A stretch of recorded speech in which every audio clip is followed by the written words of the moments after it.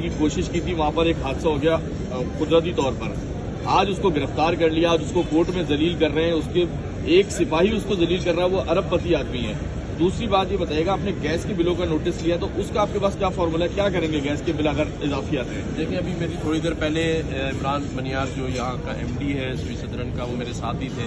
अभी हम आरिफ हबीब साहब के प्रोग्राम में नाज़माबाद में मौजूद थे।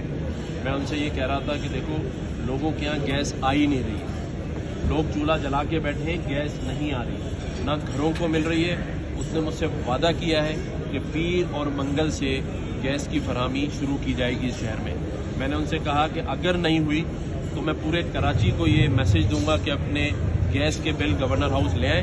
तो मैं सारे जमा करके एमपी स्वी सदरन के पास ले जाऊंगा और उनसे कहूँगा कुछ नहीं कर सकते तो इन बिलों को ज़ीरो कर दें।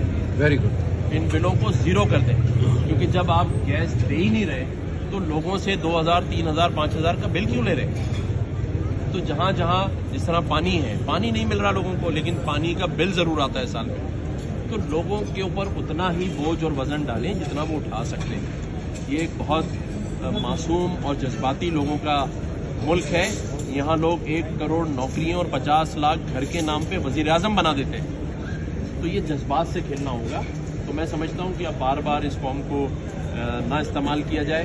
अब कोई वादा नहीं है, ये वो काम है कि कर